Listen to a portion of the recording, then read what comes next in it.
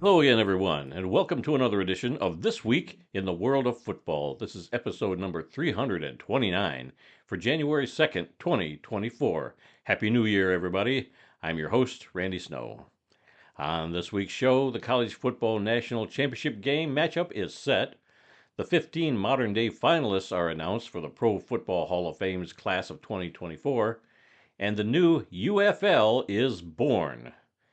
But I'm not here all by myself. Across the table from me, as always, is my son Adam. Happy New Year. If you live in the state of Michigan, there was jubilation and frustration Preceded this by past a lot weekend. of panic. Man, not even just from one game, from both games this Yeah. weekend. And we'll get into it. But Yeah. man, what a game last night to set up the national championship. That should be interesting. We'll talk about that. Yep. Definitely. You've heard me on the Just Lying Around talk about that Lions game over the weekend. I can't wait to hear Yep. your thoughts. I watched the game with you, but how the last couple of days have gone, how it's soaked in. Yeah. So Yeah, we'll talk about all that. All right, we come to you each week from the fabulous World of Football Man Cave located right here in the center of the football world, Kalamazoo, Michigan. We're here to promote the game of football in all its many forms, past, present, and future. Our goal is to educate, inform, and entertain our listeners with the glorious buffet that is the world of football. All this while keeping a close eye on the rich history of the game. Thanks for checking out our podcast. We'd love to get your feedback on one of our many platforms: Apple Podcasts, SoundCloud, TuneIn, Spotify, iHeartRadio, and Amazon Music. So you can simply ask your Alexa device to play the World of Football podcast. We also have timestamps down in the descriptions of both the podcast and the YouTube video, so you can go right to the topics you really want to listen to. You can also find our podcast in its full audio form on our YouTube channel. Just search for The World of Football Kalamazoo or use the handle @The World of Football in the YouTube search bar. You will also find other selected videos on our YouTube channel, like Just Lying Around, a Detroit Lions podcast featuring Adam and his brother-in-law, Kyle. This week, they have a review of the Week 17 game against the Dallas Cowboys. #fire Man. Brad Allen. Yeah. They had some definite reactions to that game. 'Cause you did that the next day. It was like the next morning. Right. Oh yeah. So Game was everything was still Saturday night. fresh, and Yep. so much stuff was still coming out that morning Hard to about. sleep that night. Goodness gracious. Yeah. But yeah, they posted that the other day. We also have our World of Football NFL Power Rankings for Week 18 coming out later today or Today tomorrow. or tomorrow, yeah. Might be the last one of the season. You think it's pointless to do a playoff power ranking, Yeah. but Yeah. we'll see how it So goes. the power rankings are going into Week 18. Once Week 18 is played, we're done. Are We're we? done with the power rankings. Are we? We're not gonna have a final power rankings at the end of the regular season. I think we could still do. They're all going to be playoff teams, so what True. difference does it make? I guess we'll see. We'll play with it. We'll figure it out. All right. And we also have our weekly picks video for Week 18 coming up, and that will be later on this week. Yeah, we're a little later because there's no Thursday night game this Right. week. No Friday night. Right. The games don't start up till Saturday, so we're recording Wednesday, and then it's just a matter of, I should be able to get it up in a day or two. So by Friday at the latest, it'll go up. Okay. So be on the lookout for it. Okay. Kind of a slow week without a Thursday night game. Yeah, it's weird. It's weird not having a Thursday night game. And it's going to get even weirder once the playoffs get here, and we've only got a couple of games each weekend. I know. Kyle and I were talking on the drive over, like, what day is that Lions game going to fall on? Because we're talking about getting a hotel, but we don't know, is it going to be... Yeah, we won't know until after next There's week. 2 games on Saturday. They're going to usually do the 3 games on Sunday, so could we have an early game? If it's a 1 o'clock game, we won't need a hotel. Or is it going to be, and especially if it ends up being Matthew Stafford coming to Detroit, Yeah. they're probably going to make that the Monday night game. Well, that could be. So That could be it's just very much. so much in flux. So Yeah, so we're all still waiting to see what happens after next week's games. Still a lot to be played for. And only half the divisions have claimed division champs. Right. So going into this last weekend, it's going to be crazy. Yep. A lot of teams still eligible in some obscure way or another. There's a chance that a few teams could. So you're telling me there's a chance? Yeah, exactly. All right, so let's begin today's show with Adam and the World of Football scoreboard. That's right, ladies and gentlemen. It was Week 17 in the NFL's 2023/2024 season. All these games played, obviously, the last games of 2023 for the NFL. And a weekend that'll go down in infamy as one of the worst officiated weekends in the NFL history. So we're going to start with the Thursday night game, which saw the Cleveland Browns just absolutely dominate the New York Jets. This also helped the Cleveland Browns clinch a playoff spot. The Browns looking mighty fine with Joe Flacco there, who apparently was falling asleep on the bench because he's not used to staying up so late. That's past his bedtime, yeah. He's been staying at home raking leaves and hanging out with his kids, so he's got a sharp 6:30 bedtime. I can sympathize with that. So, but good on Joe Flacco and the Cleveland Browns. Going 11-5 this year. I mean, heck of an effort for them, and especially since Joe Flacco has only been there for like a month. Yeah. And he's already got more touchdown passes than like some teams or some quarterbacks that have been here all year. He could be like that like Minnesota quarterback they brought in that was winning everything. Case Keenum? Yeah, no, the guy that they got from Arizona. Oh, Dobbs? Yeah.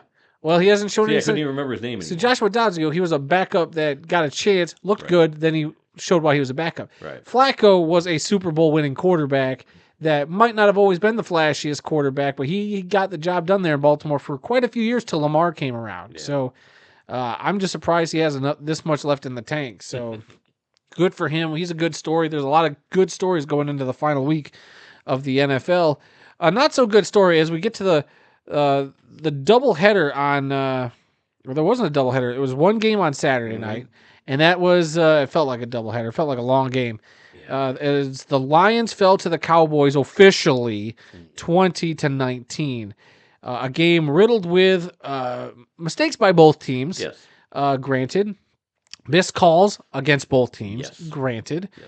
But of course, the one that everybody's talking about is at the end of the game, the Lions trying to dupe the officials, dupe the Cowboys, and in doing so, hurt themselves essentially. With the eligible linemen. I don't think they were trying to dupe the officials. The officials were in on it. They supposedly were told about it the day before. But because of the way the Lions brought everybody out there, even Dan Campbell kind of said like this morning, he kind of reiterated that by having Decker and Sewell talking to the ref and then having Skipper kind of run out there late, like the ref, the refs just... But still, the ref made an assumption that it was Skipper because he'd been doing it all game long. He didn't pay attention, so it was his fault, his mistake.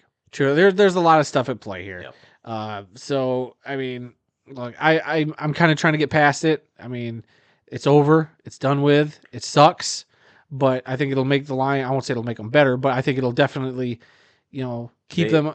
It's fuel to the fire. They are PO'd right now. Oh, they are. I would not want to be Minnesota coming into town with a PO'd Detroit Lions team, and that's exactly what they are. They're out to get some revenge on officials and the whole league. So, yeah, they're going to be playing like their butts are on fire. And I wouldn't want to be the Vikings, and I wouldn't want to be anybody that they're going to face in the playoffs because they've got something to prove now that they are the better team. They're better than Dallas. There's a chance they may play Dallas in the playoffs. So, yeah, their course is charted, and they're out for blood now. Yeah, we'll see. Look, Dan Campbell, I don't know if you heard the interview this morning he had. I did not. Jim Costa, who used to be the local radio guy while he was up in Grand Rapids, but we listened to him a lot when he was over here on the side of the state. He was part of a duo that was interviewing Campbell this morning, and Campbell essentially said, hey, ask the question the way you want to ask it. Because like they were kind of dancing around, like trying to be nice, asking about like going for it on the fourth, on the 2-point try at like the 7-yard line. And Costa kept dancing around it. And, essentially Dan Campbell was like, just ask it the way you want to ask it. And he's like, all right, I thought it was reckless that you went for it at the 7-yard line. And I think it was a low percentage play. And like Dan Campbell's like, essentially like, there you go. You asked it the way you wanted to ask it. Like, said dancing around it. So a lot of people were making that quote out to be worse than it sounded like when you listen to the audio. But, I think Dan Campbell, he's a pretty smart guy. He comes off as a bit of a meathead, but I think he's actually a pretty smart guy. Very aggressive guy when it comes to his play calling, which we've obviously saw in that Lions game. And people are going to come back and say, oh, why didn't they just kick the extra point? Why didn't they? I think he would have if it would have gone back further. Like at that point, yeah, you kick the extra point. But I'm with him. I think you play in that situation, you play to win. Dallas has had your number. They were marching down the field. You got lucky there to get the ball back, to be honest with you, because for some reason Dallas is calling for they're throwing the ball when they could have just ran the clock out on Detroit. You get a first down, game's over. But if they'd done things differently, Detroit might not have so even bad coaching on Dallas's part there. So McCarthy's a bonehead. But so I would have done the same thing, and I agree. Like, you don't want to go to overtime against this team. You don't want to lose any of your guys to injury. That's just risking more before the playoffs. So I get it. And it sucks that I was like, look, this is the risk you take. You either lose by a point, and I think at the end of the day, the worst you can do all season is you're the third seed no matter what. Right. I mean, they still have a shot to get number 2 if Dallas and Philly lose this weekend, but I don't see that happening. And we'll see. But it just stinks that those games are after the Lions game. Lions play at 1, Eagles and Cowboys play at 4, but we'll have to wait and see. Yeah, Detroit really didn't lose much by losing that game. They're not, their home playoff game is set. Nobody's going to take that away from them. All it was is seeding for, And how big would it have been if they could have gotten the number 1? Because if they would have won, San Francisco wouldn't have. They may not need that week off. That could have ruined their whole momentum. Maybe not. I mean, who knows? Maybe we'll go back and be like, oh, I'm glad we didn't get that bye week, which we you and I have talked about. Like, it might be a good thing not to get the bye because you got momentum. How many 1 seeds have we see go down the last few years because they in the first game they play in the playoffs? Yeah, because they took a week off. Yep. Yeah, so who knows? It could be a blessing in disguise, and it's just setting up all these storylines. And we could go on all day about this Lions game. I'll just say I'm over it a little bit. It's still salty. I'm still a little salty. I do think I'm glad to hear that the officials were downgraded from participating in the playoffs. So that made me happy, but that's not enough. I still think Brad Allen's head should roll. Yep. Absolutely. He should never referee another game. He shouldn't, as long as he lives. Because he did something similar in college with the exact same type of play. So I'm over that guy. And, oh, God, you better hope that he never has to come referee a game in Detroit because they will. There is no way that stadium People are going to know. People are going to be looking for him, whether it's in Detroit or any other game. If they see Brad Allen as the referee, they're going to boo him mercilessly every time he goes to say something to the crowd. Yeah, I wonder. Oh boy, I'm going to do a quick Google search here. I wonder what officiating crew, what crew or game he's doing this weekend. He better not be coming to Detroit because there would be a riot. Yeah, I'll look that up, and but while I'm looking up that, we'll go on to the next game Sunday. So all New Year's Eve games. Oh boy. Brad Allen has been named the referee for the Steelers versus Ravens in Week 18. Oh, boy, Steelers and Ravens fans. That's going to be a doozy because that game means a lot. I know the Ravens have already clinched the division, but for the Steelers, I don't think they've clinched the playoff spot, but we're going to talk about the Steelers here in a second. He'll be under a microscope from now on. Boy. Yes, he will. Whatever he does, everything will be under a microscope after what he did to Detroit. Yeah. And I was thinking about this the other day. A couple weeks ago, we beat Denver. And what happened? Denver's quarterback got benched for the rest of the season after that. The next week, we played Minnesota, and we beat them. What happened after that? Their quarterback got benched. Of course, they brought him back like in the second half or whatever of their game. Well, I don't see the Cowboys benching Dak right now. No. But what happened was the officiating crew in that game got downgraded and most likely will not be playing or calling any playoff games. So something has happened to the other team or the officiating crew after the last 3 Lions games. What's going to happen after this game? I don't know. Yeah, Other than a big celebration. I don't want to think about it if it goes bad. But also something real quick. I guess I want to go back to the Lions game real quick. Something off the field. Jimmy Johnson being inducted during halftime of that game. Now, we're clearly not big Cowboy fans. We hate the Cowboys. But I use hate with a capital H. But I do like Jimmy Johnson. I wasn't really cognizant of football when Jimmy Johnson was the head coach of the Dallas Cowboys. You were. Yeah. Jimmy Johnson seemed like he turned that team around, and he's the one you got to thank for their Super Bowl run. And Jerry Jones is the evil sociopath that wanted all the credit and didn't like that Jimmy Johnson got all that credit, and that's why he hasn't been in the Ring of Honor yet. And I want to say congratulations to Jimmy. It was an all right speech that ended the exact same way we all knew it was going to come. How about them Cowboys? How about them Cowboys? But Jerry Jones's fake tears during that emotional setting up of Jimmy Johnson's speech. Get out of here, Jerry. I hate Jerry Jones so much. It was so fake, and he's sitting there crying. I'm like, you weren't even going to let this guy in there till Troy Aikman and some of these former players said, hey, Jerry, let Jimmy in. Yeah. Like, get out of here with that. And apparently there was a Jimmy Johnson curse, and I saw Michael Irvin and Skip Bayless talking about, the Cowboy curse is going to be lifted now because they put Jimmy Johnson in the ring. God, I hope that's not true. I still want nothing more than to see this Cowboys team embarrassed going forward, and we are set up for them to be hosting the Lions again for a revenge game. The Lions playoff run could potentially just be a revenge tour of sorts, depending on if, I'm thinking, oh God, and we're still in the middle of the scoreboard, and we should be talking about the next game. Real quick, I'm going to update my revenge game list. Matthew Stafford, round 1, we get revenge on him. Round 2, we have to go to Dallas, we beat Dallas. Then we have to go to Philadelphia because they probably upset the 49ers. But we go to Philadelphia and we beat Matt Patricia, and we go to the Super Bowl and beat the Cleveland Browns, where we beat Jim Schwartz, our former head coach there too. The ideal Detroit Lions revenge playoff run right there. All right. Anything else before I move on? No. All right. The Dolphins got boat raced by the Ravens 56-19. Oof. The Ravens just look absolutely great, and they clinched the the AFC North with that win, and they get home field advantage throughout the playoffs, so they clinched that number 1 seed there in the AFC. The Buffalo Bills defeated the Patriots 27-21. And also, feel free to jump in if you got any notes. I was going to say the Baltimore game. That's right. Was Scoregami. Was the Scoregami? Yes, it was. I love that Scoregami is becoming more and more prevalent with people. Yeah, even local news anchors are mentioning when a game is a Scoregami. There's even a artist I follow on Instagram who does a lot of cute little cartoons after NFL games, and he drew the Dolphins and the Ravens logos as origami paper and just wrote Scoregami. I just thought that was cool. All right, the Bears beat the Falcons 37-17, and even with the win, there's another game we'll have to talk about too, but the Bears were eliminated from the playoffs, but we'll get into more about that later because they also clinched the number 1 playoff spot because of another game. The number 1 draft pick. Yeah, number 1 draft pick is what I meant. The Houston Texans got a 26-3 win over the Titans.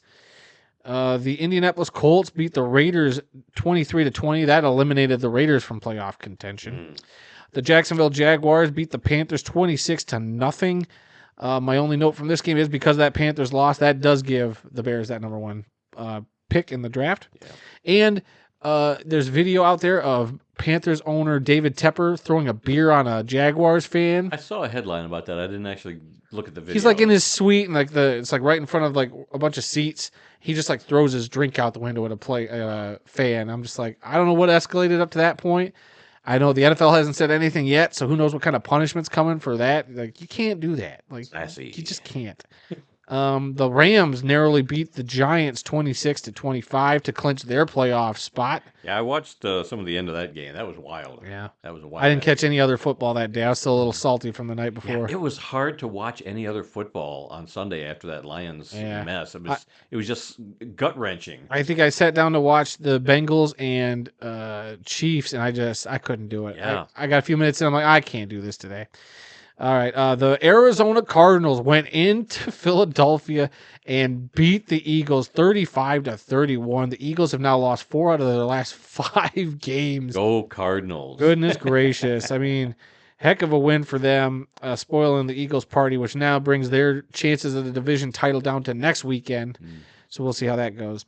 The New Orleans Saints upset the Tampa Bay Buccaneers 23-13. That knots it all up there at the top of the That's that chaos NFC that you want South. so much. I do like chaos, but it's mainly in my college football I like chaos. The 49ers got a win against the Commanders 27-10.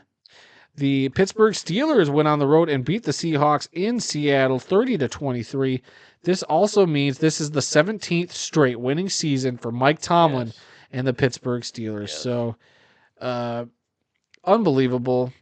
What can we say? I got to give Mike Tomlin a lot of credit. He's a coach that kind of goes under the radar. He's been there forever, it feels like now. Yeah.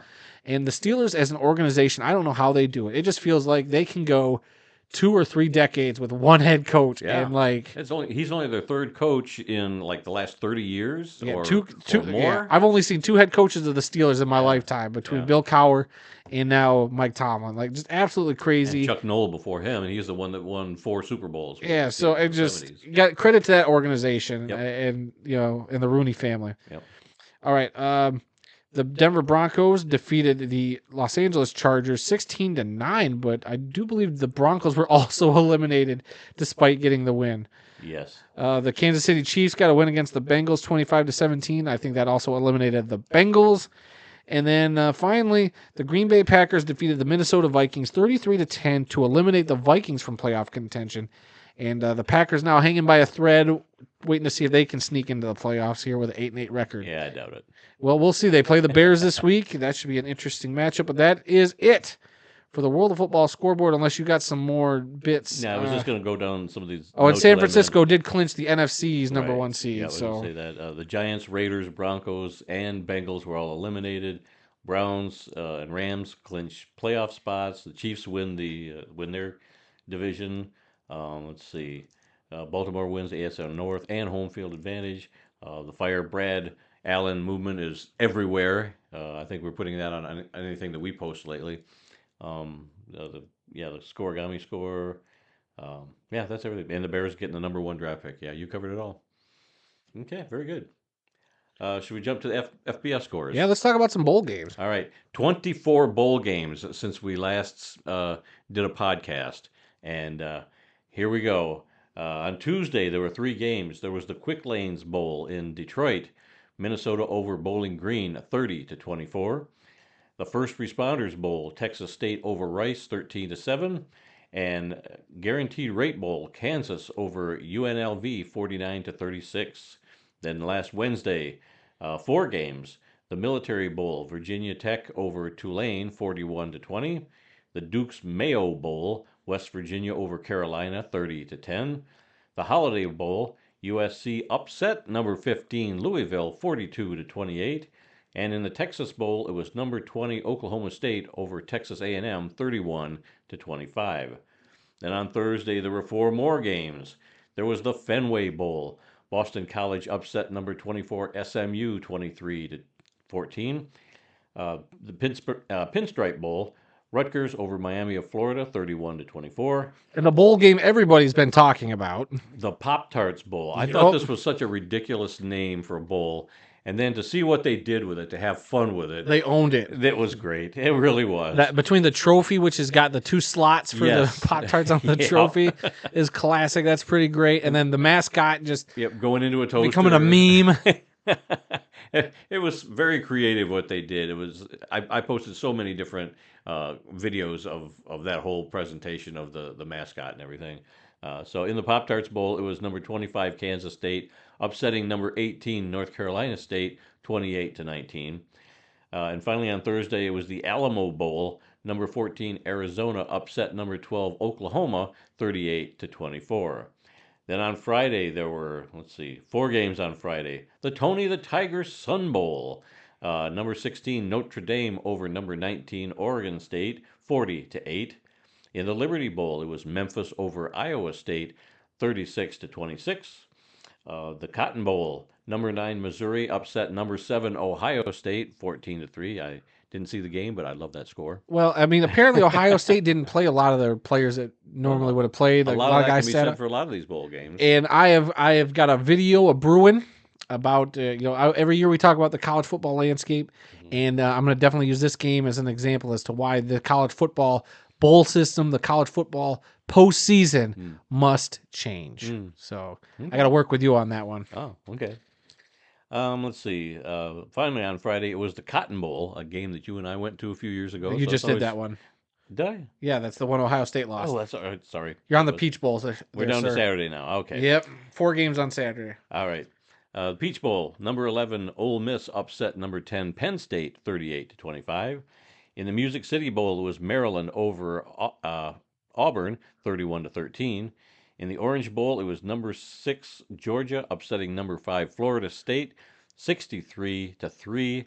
You might recall Florida State was 13-0 going into that game. Yeah, and they also had a bunch of players opt out. This is, again, another example that will be used in said video. Because, I mean, what are we doing? These bowl games, you got two great schools like this, and Florida State was so mad that they got left out of the playoff that all these guys sat. So it's not even the real Florida State team that we saw most of the year. That was a terrible reason to drop them down because, well, your starting quarterback is not there. Well, yeah, a lot of these bowl games are going to be played between teams that aren't the same as what they were during the regular season because a lot of their players, Heisman runner-ups, they don't want to hurt themselves, so they don't play. So you can't blame it. That's why the college football postseason needs to change. Yep.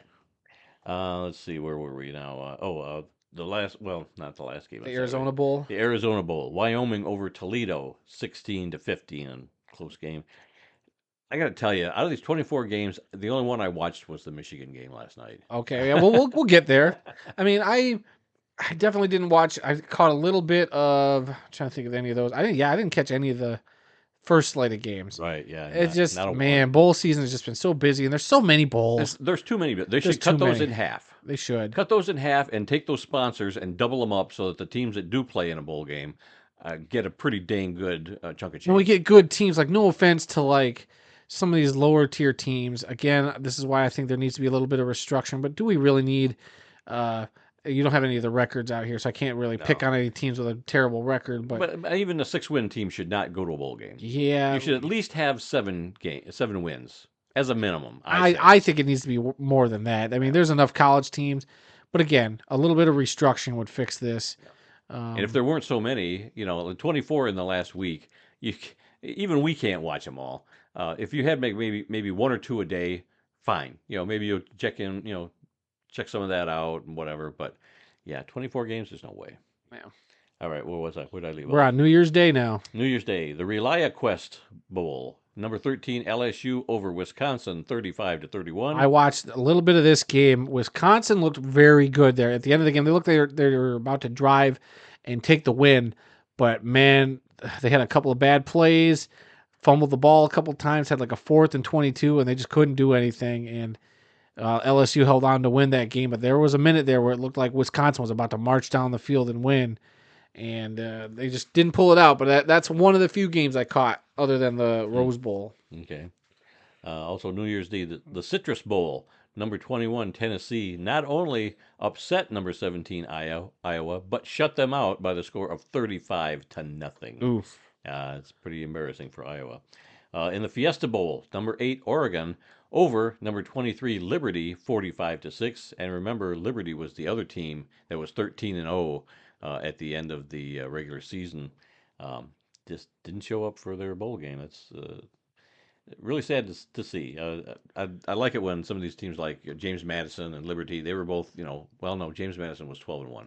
But, they have a great season like that, and then to not show up in a bowl game, it's a little disappointing. Is it they didn't show up, or is it just maybe the competition was that different? I mean, could be. Number 8 it's kind of like when Western played Wisconsin in the Cotton Bowl. I mean, we almost beat them. We hung in that game, but at first it did look like Western didn't belong there. Right. But Western did play them, and yes. it was a closer game, even though they lost. But you get this is again. I'm going to say it for the 3rd time, and I'll stop. This is why college football postseason needs some restructuring. I'm just going to throw that out there. Well, I'd be interested. But I'm glad that they at least got a shot. I'm glad that Liberty at least had a shot. They were unbeaten. They got a big name bowl in the Fiesta Bowl, kind of like Western got the Cotton Bowl a couple years ago. Like that was great. Yep. You love to see it. So, it's just unfortunate that they got spanked the way they did. Yeah. And Oregon wearing those throwback uniforms too. That was ugly. Those yellow ones. I saw those. They've worn worse. They have worn worse. Oh yeah, obviously. But yeah, of all the throwbacks I could have gone with, that was not a good one. All right, and then the 2 big games, the Rose Bowl playoff game, number 1 Michigan over number 4 Alabama, 27-20 in overtime. They said this was the first overtime game in the college football playoff. I don't know. I think they said this was the first one. I don't know about that. I mean, I could be wrong, but I could have swore they said this was the first, or maybe it's only happened a couple of times. But this game was something else. Michigan had total control of the first half. Except on that first play when they threw an interception and then it was well, look again, yeah, it didn't. It wasn't about to start off that great, but it got overturned and they kind of got back on track. That Michigan defense was out for blood. 5 sacks in the first half. Yeah. Then the second half happened, and it was a totally different story. Alabama came to play. Michigan just didn't look like themselves for much of the second half. Michigan almost even blew it at the end with the muffin of that punt at the 1 yard line. Yep. Oh boy, that made me nervous. But, Michigan was able to take it to overtime. They got the ball first. Took it, and I think it was smart because Alabama won the toss. Michigan decided to put the ball down in their end zone. So Alabama deferred. Michigan gets the ball first, but they're going to go towards the Michigan fans, and that was a great decision. Michigan goes down, scores a great touchdown, and then Blake Corum breaks the Michigan record for most touchdowns in a career at Michigan, so good for him. And then Alabama gets the ball and they moved it a little. They get down inside the 10-yard line. They were at the 4-yard line, weren't they, when they got stopped? Because it was like fourth and goal. Yes.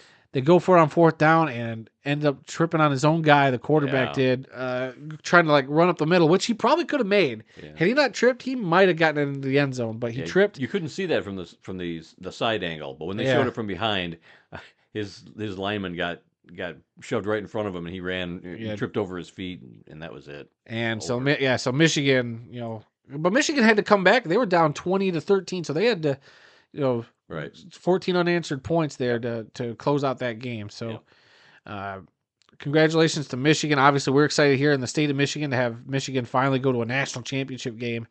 So that'll be pretty exciting next week. So it'll be a late night for us on Monday. I know Kyle's already said he's taking a half day the next day, so he'll probably sleep in, and because he said he couldn't sleep last night. He's like, I got 3 hours of sleep or 4 hours of sleep. I was like, really? The game ended at 8 at a decent time. He's like, yeah, but I was all, pumped up. I was like, okay, that kind of makes sense. I probably would have been the same. Yeah. But we need more college bowl games like this, games that mean something, to start a little earlier. I like that this started at 5. And I didn't like that the next game started at 8:45 because I would have loved to have watched this game. I only caught the first half, but dang it, they need to work on this because I hated having to wait till 8:45 to watch the second playoff game. Yeah, even I was watching the second game, and after halftime, I'm just like, I am not going to make it to the end of this game, and I had the game on the TV, but I was in bed and I was out in no time. Yeah, if you're on the East Coast, it stinks sometimes for some of these games. And on a work night, I had to go back to work today. So, all right. So the other New Year's Eve game, the Sugar Bowl, the other playoff game, number 2 Washington over number 3 Texas, 37-31, and both of these games came down to the last play. I know you said you didn't see the end of the Washington game, but it came down to the last play with time running out. Texas needed a touchdown and an extra point to win, and the ball was in the receiver's hands in the end zone, and the defender punched it out of his hands. And that was it. That's all she wrote. Game over. So, yeah, both of these games basically came down to the last play of the game to determine who was going to win or not. So that sets up your matchup for next Monday night, January 8th, national championship game, number 1 Michigan versus number 2 Washington, the only two 14-0 teams left at the FBS level. And technically, this is like a matchup of Big Ten teams because Washington will be joining the Big Ten next year. I was like, oh yeah, are Washington and Michigan playing each other now that they're on the Big Ten schedule? Oh yeah, Michigan's playing at Washington next season, and they're playing Texas. Wow! So whoever would have won, Michigan would be playing these teams twice in a calendar year. So interesting. I just thought that was fascinating. But this game should be pretty good. Michigan and Washington. To me, it's a coin flip game. I could see Washington winning this. I could see Michigan toughing it out. But I'm not as a big Michigan fan as like my brother-in-law or a lot of people here in the state of Michigan. At this time of the year. I will always root for the Michigan colleges. Absolutely. Like when Michigan State was making their run, I was pulling for Michigan State. I have no allegiance to either of these schools. Yep. I will just root for good football, and will root for them when they play in games that matter. When they play against each other, I just want a good game. So you always pick the underdog, but I just like. We've been to Michigan games. We've been to Michigan State games. Yep. And to see Michigan doing great and actually making it to the national championship game is pretty cool. Something I've never seen them do. I mean, they didn't even have a national championship game the last time Michigan won a national championship in '97 or shared a national title. So it's pretty exciting right now being football fans in the state of Michigan for a change. Like having the Lions in the playoffs, having the Wolverines now in the national championship game. So pretty good. Yep. Everything's coming up Michigan right now. Yeah. All right, that's it for this week's World of Football scoreboard. So we're going to move on to some NFL news. The 15 modern day finalists were announced for the Pro Football Hall of Fame's class of 2024. And I'm going to quickly run down all 15 of these guys. Cornerback Eric Allen, who played with the Eagles, Saints, and Raiders. Defensive end Jared Allen. Oh, yeah. Played for the Chiefs, Vikings, Bears, and Panthers. Offensive tackle Willie Anderson with the Bengals and Ravens. Guard Jari Evans, I think that's how you pronounce his name, Jahri, Jari. Played with the Saints and the Packers. Defensive end and linebacker Dwight Freeney. Oh, yeah, he deserves it. Indianapolis Colts, San Diego Chargers, Cardinals, Falcons, Seahawks, and his final season with the Detroit Lions. Defensive or tight end Antonio Gates. Oh, yeah. With the San Diego Los Angeles Chargers. Safety Rodney Harrison. Oh, yeah, for San Diego Chargers and New England Patriots. And here's a guy that I'm rooting for: punt returner, kick returner, and wide receiver Devin Hester.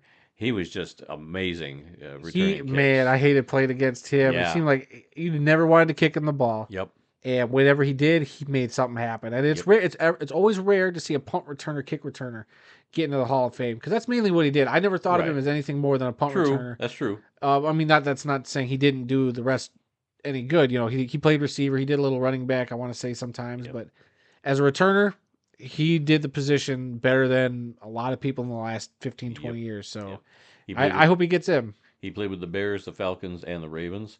Wide receiver Torrey Holt. With the St. Louis Rams and the Jacksonville Jaguars. Part of that greatest show on turf. Yep. Wide receiver Andre Johnson played for the Texans, the Colts, and the Tennessee Titans. Defensive end Julius Peppers. To this day, I'm upset because we missed out on getting him in the draft. Over Joey Harrington? Well, I don't remember who we drafted. We drafted Joey Harrington. But yeah, we had like the second or third pick, and it was almost written in stone that we were going to pick up Julius Peppers. He went to Carolina the pick before. Yeah, he went 2 overall to the Carolina Panthers in the 2002 draft. Joey Harrington went 3rd to the Lions in that same draft.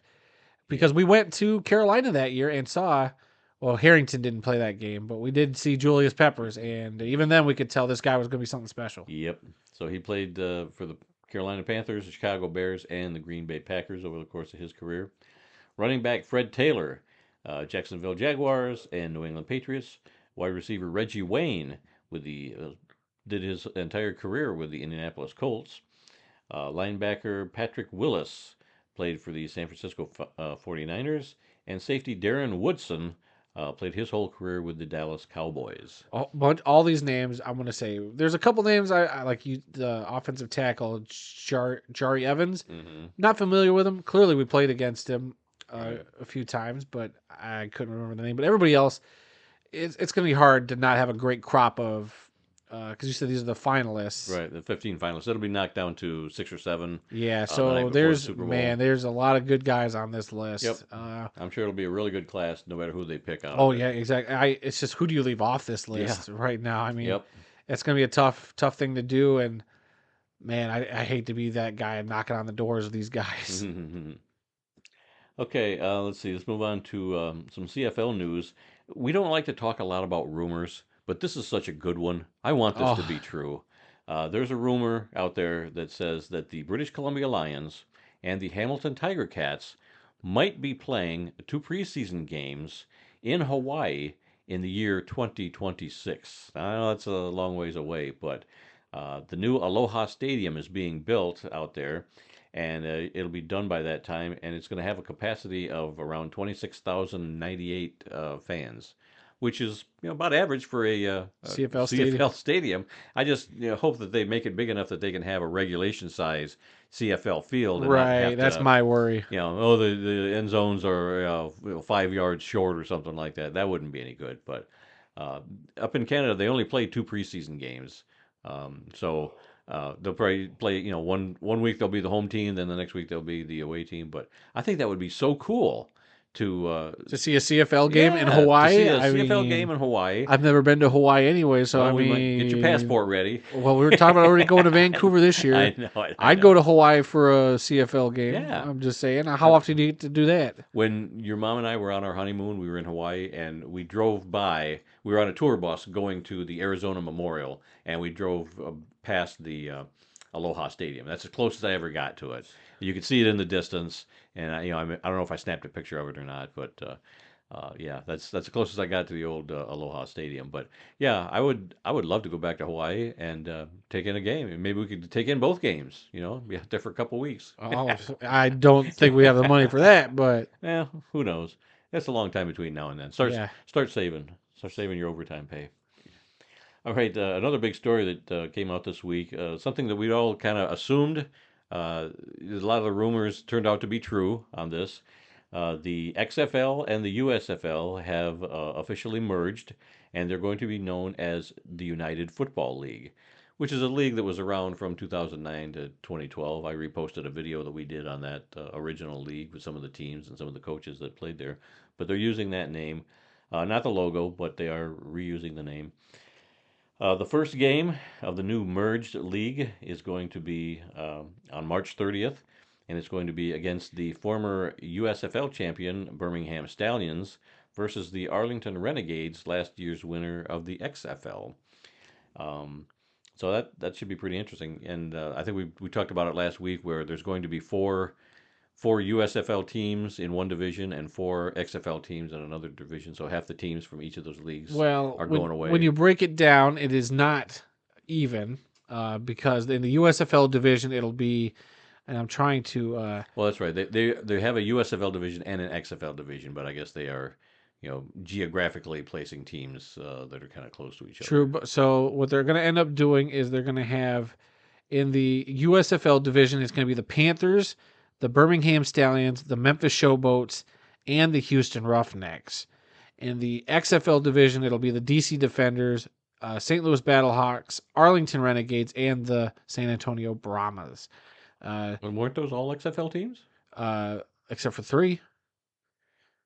Weren't the Brahmas were an XFL team? Yes, they were. The DC Defenders, XFL. Yep. And Battlehawks, yeah. Renegades, and Roughnecks. Roughnecks. Weren't the Roughnecks? Nope, they were XFL. Oh. So the Roughnecks are the only XFL team to be moved to the USFL division, and I think that is probably because the Gamblers weren't as big as the Roughnecks down in Houston, because they had 2 Houston teams. Right, yeah. So I think each league had a Houston team. So I think the logic was saying, hey, the Roughnecks were the more viable brand in Houston at least, so we're going to keep them there.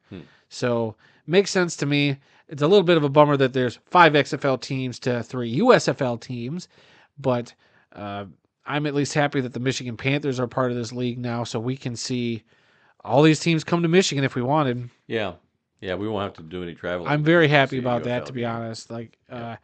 And who knows, we could finally see the Roughnecks in person. We could finally see the Renegades or the Brahmas in person, or the DC Defenders in person. Hopefully they won't do a doubleheader again. I doubt it, because now that all these teams had their own stadiums, which is probably why the Panthers survived, why the Showboats and the Stallions survived, because they drew the better crowds. So, in Houston, you just had to pick between the Gamblers or the Roughnecks, and I would probably say the Roughnecks drew a better crowd down in that area. So, because the Roughnecks were one of the better teams the first year the XFL was around before COVID, and then they just seemed to always have the better fans down there in Houston. So, or at least the biggest turnout. I won't say better fans.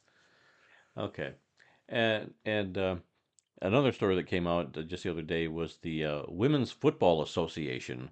Their 2024 championship game, which has been played at the Tom Benson Stadium, Hall of Fame Stadium in Canton the last few years, is now going to be televised in prime time live on ESPN2 this upcoming year. So that's a big deal for them. The game is going to be played on July 27th at 7 p.m. Again, live. So I think it's been shown live before, but not in prime time. And the way they have their championship weekend, they actually have the main championship game. They have a Division II and a Division III championship game, and then they have an All-Star game. So it's like 2 days of football going on out there, and so now you can watch it live on TV in prime time. So congratulations to the WFA. We got to meet a couple of an owner and a coach from the WFA at the PFRA convention in Pittsburgh. So they are the WFA has been around for a while, and they're doing great things in women's football. So congratulations to everyone involved with the WFA. All right, today's birthday. Defensive lineman Gino Marchetti, born on this date in 1927, has passed away in 2019 at the age of 93. Marchetti played college football at San Francisco and was selected in the second round of the 1952 NFL Draft by the Dallas Texans. He played 15 NFL seasons. The Texans only played the 1952 season in Dallas and then moved to Baltimore, where they became the Baltimore Colts. Marchetti played in Baltimore from 1953 to 1966 and won 2 NFL titles in 58 and 59 with the Colts. He was inducted into the Pro Football Hall of Fame in 1972. And we do have a couple of obituaries today. This is where we take a moment and honor those who've made the world of football a better place. The first one is of Ron Watton, Watton. A center and linebacker in the Canadian Football League for 9 seasons, has passed away at the age of 91. Watton played for the Toronto Argonauts from 1953 to 1954, the British Columbia Lions from 1956 to 1961, and the Hamilton Tiger Cats in 1962. His final CFL game was in the 1962 Grey Cup game known as the Fog Bowl, which had to be played over 2 days. Hamilton lost to the Winnipeg Blue Bombers by the score of 28-27. All right, our next obituary. Sorry, I have to write down the timestamp. I kind of zoned out there. Our next obituary is that of Bill McCall. McCall?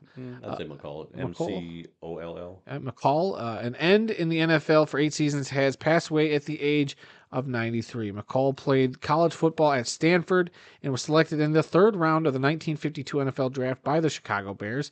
He played his entire career with the Bears from 1952 to 1959.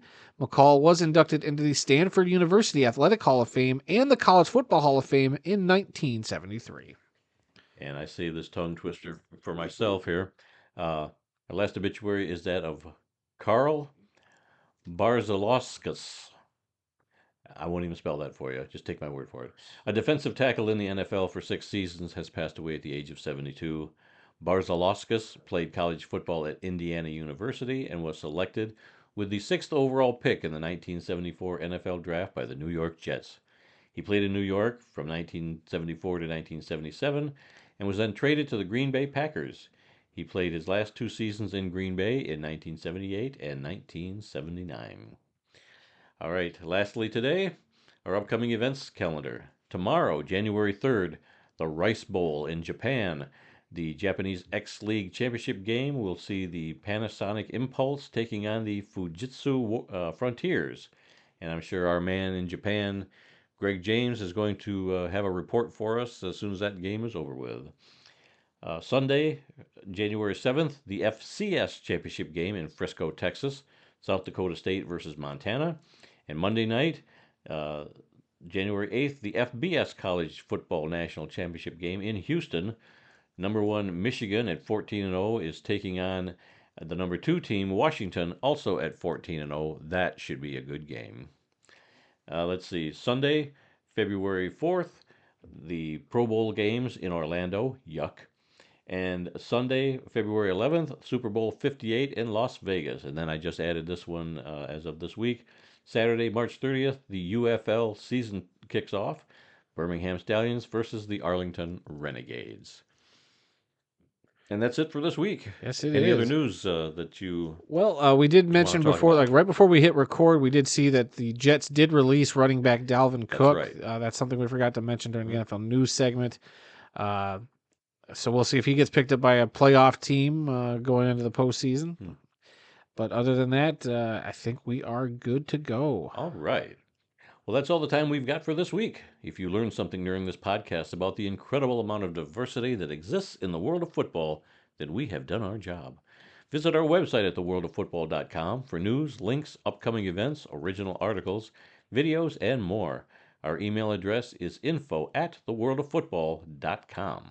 You can follow The World of Football on Facebook, X, and Instagram, where the address for all three of those is TWOF Kalamazoo, however you need to search those on each of those platforms. New episodes of this podcast are posted on Tuesdays and are available on SoundCloud, Apple Podcasts, TuneIn, Spotify, iHeartRadio, and Amazon Music, so you can simply ask your Alexa device to play The World of Football podcast to hear us on whatever Alexa devices you may have. You can also find the full audio version of this show on our YouTube channel. Just search YouTube for The World of Football Kalamazoo or use the handle @The World of Football in the YouTube search bar. So please spread the word and subscribe, rate, review, give us a like, leave us a comment, and let us know what you think. And please come be a part of the football conversation. Boy, this is shaping up to be a really big year. I know, 2024, yeah. So many great games that we want to go to or watch. We're still talking about going to the Grey Cup game. Can you get tickets to the Grey Cup already? I have no idea. I asked you that, and you didn't have an answer for me. Yeah, I don't know. Well, we'll have to check on that. But we got to get our passports in order if we want to fly to Vancouver. Otherwise, we're going to be driving all the way to the West Coast, and we don't want to do that.